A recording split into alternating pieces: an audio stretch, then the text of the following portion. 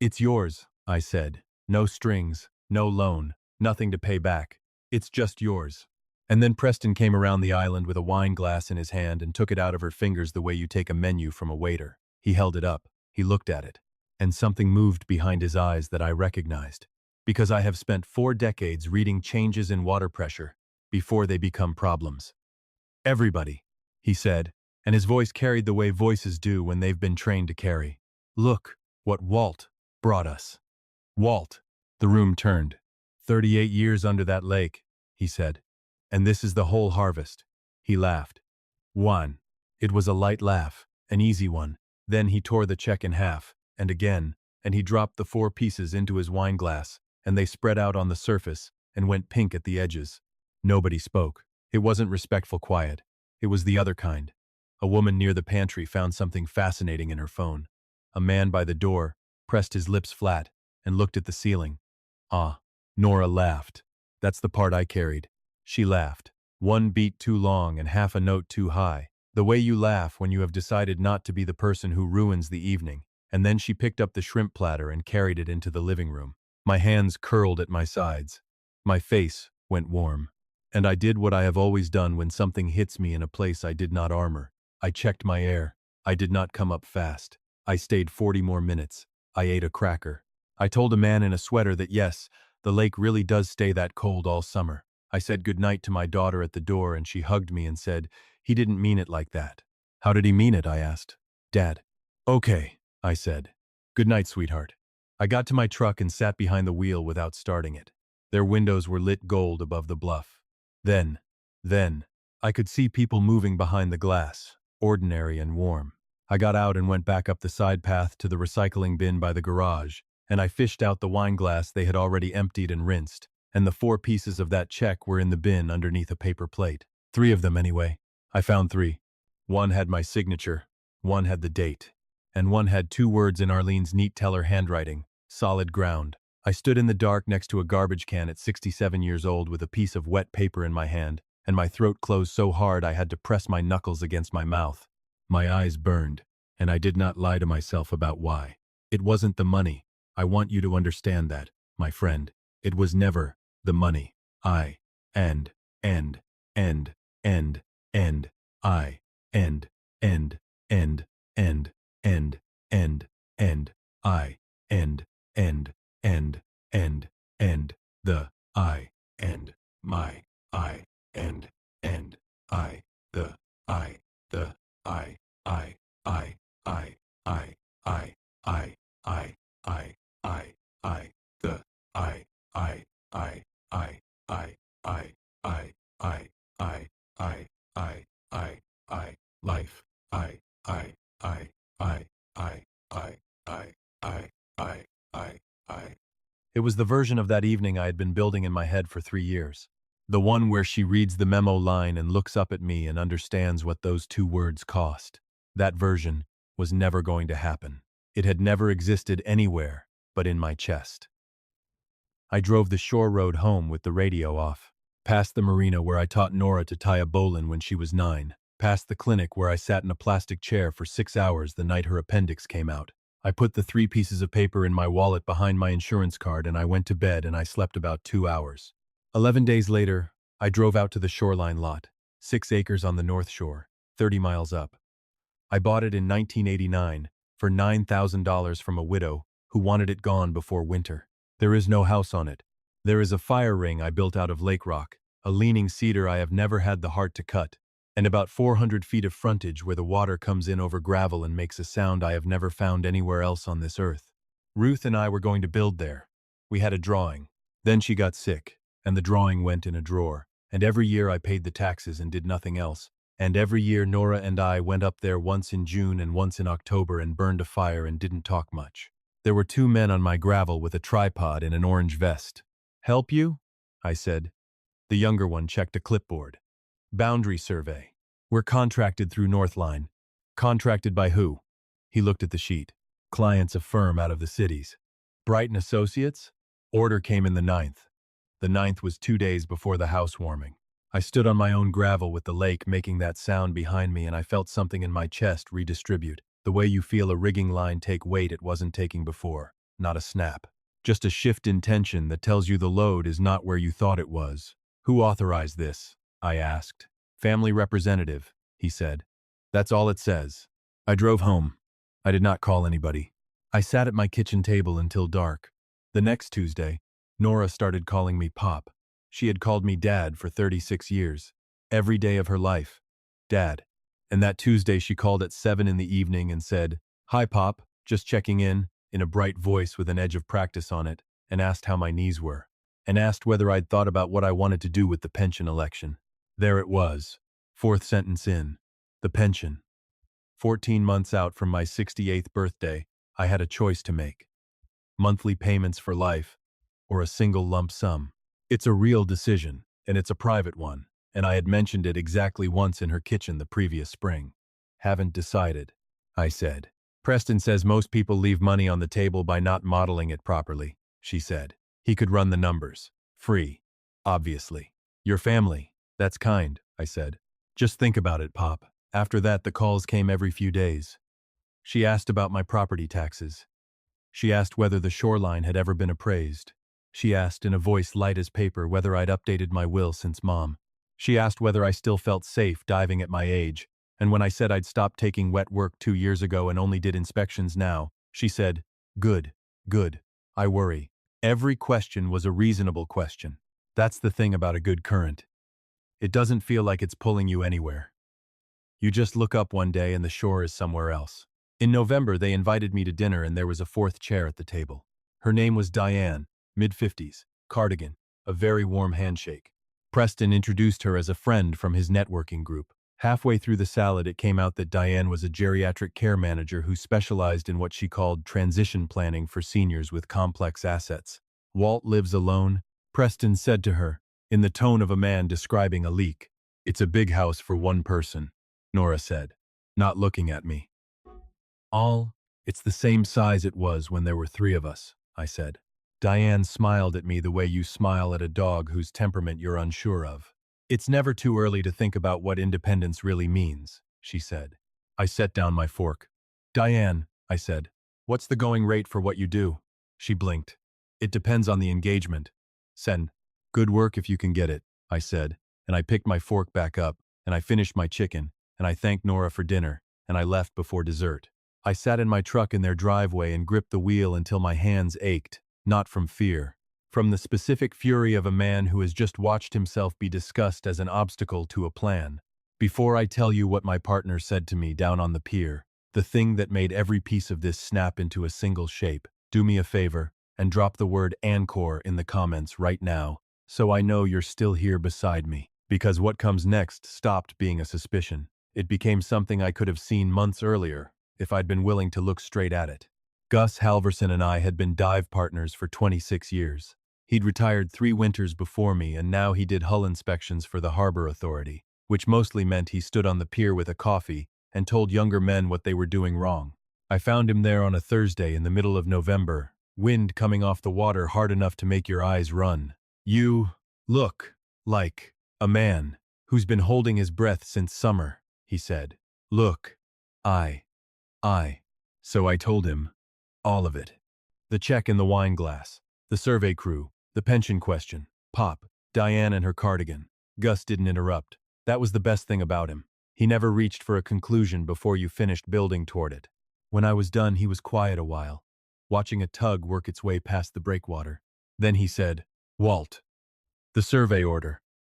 What was the date again? The 9th. And the housewarming was the 11th. Yes. He turned and looked at me. He ordered a boundary survey on your land 2 days before he tore up your check. The wind came across the pier, and I did not feel it. He didn't get mad at that party and do something stupid, Gus said. What? He already had the file open. Walt, that man wasn't insulting you. He was testing you. He wanted to see what you'd do when he humiliated you in front of 30 people. He paused. And you did nothing. So he learned you were safe to move on. I stood there with my hands in my jacket pockets and the whole harbor in front of me, and I understood that I had been read like a chart. He's not planning a favor, Gus said. He's planning an inheritance. He just needs you to sign off on the schedule. I should have seen it in October. You saw it when you could stand to, he said. That counts. We didn't say much more. On the way to the parking lot, he put a hand on my shoulder the way men do when words are the wrong tool. Then he stopped walking. Walt, I'm going to say one thing and then I'm going to shut up about it forever. Say it. Nora didn't learn to laugh at that from him. He looked at me steady. She learned somewhere that you'd take it. That you always take it. And you and I both know where she learned that. I drove home with that sitting in my chest, like a stone going down through still water, all the way to the bottom. He was right. That is the part I have not been able to argue my way out of, my friend. Not once in all the months since. I taught that girl to tie a bowline, to read weather, to stand up straight at a funeral.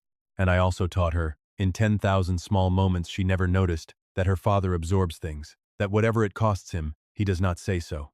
You cannot spend 36 years modeling silence and then be shocked when your child does not speak. The letter came the first week of December, and it did not come to me. Verna Skoglund lived across the street in the yellow house, and had been widowed 9 years, and was the only person on that block who still brought food to a funeral. She came up my walk on a Saturday with an envelope in her hand and snow in her white hair. "They put this in my box," she said. "Third time this month the carrier's been off. Walt?" I opened it before I looked at the name. "I'm sorry. Thank you for watching." "It's fine." "It isn't," she said. "You should read it standing near a chair." It was a client disclosure and conflict acknowledgement form from Bright & Associates. 2 pages. It listed the firm's engagement with a development group I'd never heard of, and under the schedule of properties under consideration for acquisition, third line down, was a parcel number. I knew that number. I have written it on a tax check every October for 35 years. The engagement date at the top of the page was September 22nd, 20 days before the housewarming. 6 weeks before Nora ever said the word pop to me. My hands tightened until the paper creased. Verna watched my face and didn't say anything for a moment. And then she said, "Do you want coffee, or do you want to be alone?" "Coffee," I said. And then, "Verna, can you keep the envelope? The one it came in?" "I'll put it in my freezer next to the ice cream where nobody looks," she said, and she meant it, and I laughed, for the first time in 9 weeks.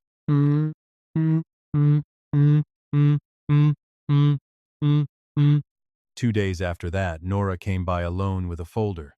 She sat in her old chair at my kitchen table, and for 20 minutes, it was almost like it used to be. She told me about a patient's family she'd talked off a ledge that week. She ate 2 of the ginger cookies I keep in the blue tin because she liked them at 11 and I never stopped buying them. Then she opened the folder.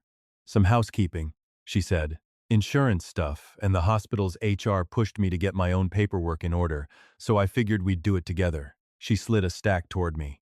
"Beneficiary confirmation on your credit union account, a HIPAA release so I can talk to your doctors, and a durable power of attorney. It's boilerplate, Dad." "Dad. It just means if something happened, I could pay your bills." "Dad." She used Dad for that one. I looked at the top page. Then I turned it over and looked at the last page, which is a habit you get from 38 years of signing dive plans. The durable power of attorney named 2 agents, Nora Hoyt Bright and Preston J. Bright. The financial powers were not limited. Real property conveyance was included. It had already been prepared, dated, and formatted for a notary appointment that had already been scheduled for the following Tuesday at 10. My pulse was doing something considerably less calm than my voice. "That's thorough," I said. "He drafted it. It's what he does." "Sweetheart," I said, "why is his name on it?" She didn't blink. "Ah, that's what I noticed." A person caught out flinches. Their color changes. Nora just reached for another cookie and said, "Because he understands the financial side better than I do, and I didn't want to be the only one carrying it." "Leave it here," I said. "I'll look it over. Tuesday at 10, Dad. He already booked the notary. Then he can unbook it." Something passed across her face, quick, and gone. She smiled and stood and kissed the top of my head like she had when she was in high school, and she said, "You're stubborn as a boat anchor," and she left. I sat there a long time with that stack of paper in front of me, and one question circling. How much did my daughter actually know, and how long had she known it? I found out on a Sunday. They asked me up to the lot. "Nora's idea," she said. "One last fire before the freeze." I got there early because I always get everywhere early, and I parked behind the leaning cedar where the truck doesn't show from the water side, and I walked down toward the ring with an armload of split birch. They were already at the shoreline. The wind was off the land, which carries sound down toward the water and back along the gravel in a way that anybody who has worked that shore knows about. They didn't. Preston's voice first. Can't push him again this month. He shut down after the notary thing. Then my daughter's. Clear as a bell off cold rock. I know. Just give me until spring. Nora. The option window closes in April. I'm aware of the window. A pause. I've known about the parcel since before the housewarming. I'm the one who told you it was in his name alone. So don't stand there and act like I've been dragging my feet. I set the birch down on the gravel one piece at a time so it wouldn't clatter. I've known about the parcel since before the housewarming.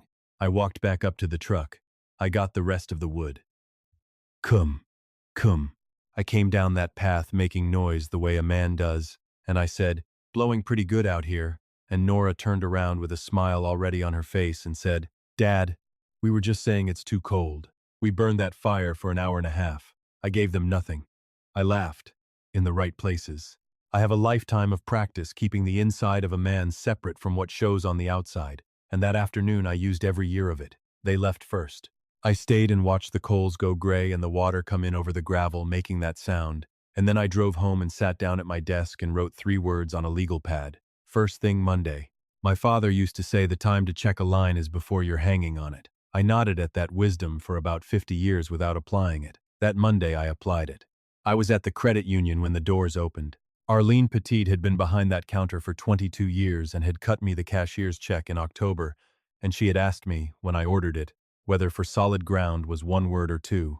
Arlene, I said, I need to see every account with my name on it, every signer, every authorization, every linked account, all of it. Her smile didn't move, but her eyes sharpened. Let's sit down at the desk. Everything was clean except one thing. A credit card I had opened in 2011, when Nora was in her master's program and driving a car that ate alternators. She was an authorized user. I had forgotten the card existed. There's a pending charge from 4 days ago, Arlene said carefully. Home furnishings, $1,800 and change.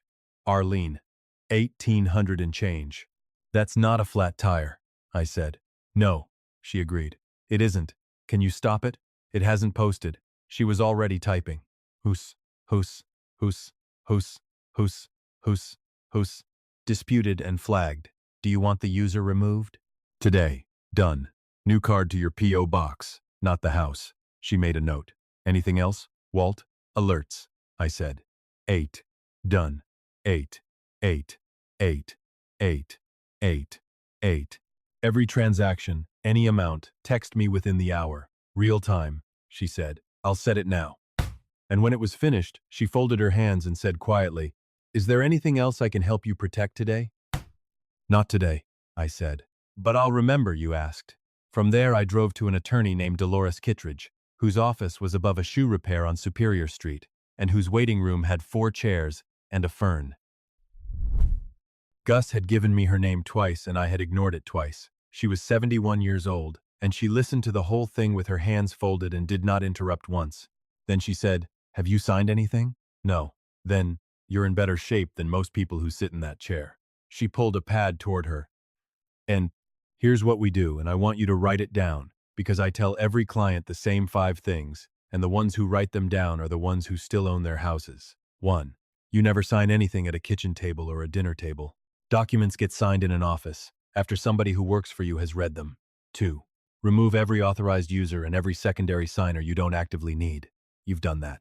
3. Real-time alerts on everything. Done. 4. You name your own power of attorney, today, before somebody names one for you. If you don't have one, a family member can go to a court and ask to be appointed. If you do have one, you decide. It can be a friend, a professional, anyone you trust. It does not have to be blood. 5. Write everything down. Every call, every visit, every request. Date it. Keep it. Somewhere that isn't your house. S. R. A. R. A. R. R. A. R. S. I wrote all 5 on the back of an envelope. I still have it. We'll also update your will, she said, and we will specifically address the shoreline parcel, because unimproved lakefront is exactly the kind of asset that generates this behavior. She looked up. Mr. Hoyt, protecting yourself is not a betrayal of your daughter. It's a statement that your judgment about your own life still counts. I sat in her parking lot afterward and felt something I hadn't felt since the housewarming. Not lighter, steadier. End quote. There's a difference. I called them both that night and asked them to come out Saturday. They arrived at 10 with a coffee cake. Preston shook my hand and said, "Walt, good, I think this is overdue," which told me he thought he was walking into a signing. We sat in the front room. I kept my hands open on the arms of the chair. "I have things to say," I said. "I need you both to hear all of them before either of you responds." Preston nodded. Generous. Expansive. "I'm not electing the lump sum. I'm not signing a power of attorney that names anyone in this room. I'm not selling the shoreline.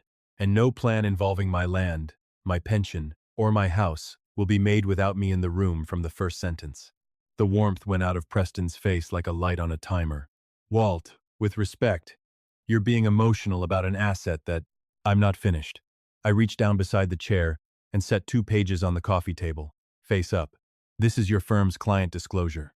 It lists my parcel under properties under consideration. It's dated September 22nd. Nobody moved. "The housewarming was October 11th, I said. "You ordered a boundary survey on the 9th. You put my daughter's father's land in a file 3 weeks before you tore up his check in front of 30 people. Preston's jaw worked. "That's a preliminary, that's not Nora. Tell him. And here is the part I did not expect, my friend. Here is the part I will carry the rest of my life." My daughter looked at that piece of paper for about 4 seconds. Then she stood up. "September 22nd, she said. Her voice was strange and flat. "You told me you opened the file in November, after. You told me it came up because of the pension conversation. Nora, I told you about the parcel in August." She was shaking now, all through her hands. "I told you at my father's kitchen table, over his coffee, in his house, and you took it into your office, and you opened a file on it. And then you stood in my kitchen, and you tore up his check, and made me laugh at it. Nobody made you." "No," she said. "You're right. Nobody made me." She turned to me and her face came apart. 36 years old, standing in the middle of my front room, crying the way she cried at 14 in the hallway outside her bedroom. "Dad," I laughed. "I know." I stood in my own kitchen and I laughed. "I know, sweetheart." Preston picked up his coat and said something about letting everyone cool down, and he went out to the car, and he sat in it for 11 minutes, and then he drove off without her. Nora stayed until dark. "Here's what I did on Monday, and I want to be plain about it because I know some of you have been waiting for it. I did not shout at that man. I did not do anything I'd have to explain to Dolores. I made a copy of the disclosure form and the survey order and the timeline I'd written down, dates and all, and I mailed it to the state licensing board that oversees his professional designation, with a 2-paragraph cover letter Dolores helped me write. Then I mailed a second copy to the compliance officer at his firm. That's all. An envelope and a stamp. 6 weeks later, his designation was suspended pending review, and his firm let him go, and by spring the option window on that shoreline closed with nobody holding it but me. Nora moved into a rental on 4th Street in February. She filed in March. She did not ask me for $1, and I did not offer. And I think we both understood why that mattered. It was April before she came out to the house on a Sunday and knocked on the back door instead of the front, the way she used to when she'd missed curfew and hoped I was asleep. I was never asleep. I never once let on. She came in, with her hands empty. No coffee cake, no folder, no prop, just herself. That told me more than anything she could have said. We sat at the kitchen table and she wrapped both hands around her mug and said, "I need to know when you knew." "October," I said. "October. The survey crew. Gus. Put the dates together, in November. You knew in November and you sat across from me at Thanksgiving." I did. Her chin went. "How could you stand it?" "Because you're my daughter," I said. "And I wanted to be sure. A man doesn't cut a line just because it's humming." She cried for a while then, and I let it run its course, because some things have to finish before anybody can talk. When she was quiet, I got up and went to the back room and took a box off the shelf in the closet. Blue cardboard, soft at the corners from 38 years of being moved from one shelf to another. I set it on the table between us. "What is that?" she said. "Open it." It was my divelog. All of them. 11 volumes, rubber-banded in stacks of 4. Date, site, depth, bottom time, gas, water temperature, conditions. Every dive I ever made from 1,984 forward, 2,900 entries, in a hand that got worse every decade. 8. She opened the first one and her breath caught, because I had never told her about the margins. That's where I wrote the other thing. Not every dive. Just the ones where I couldn't help it.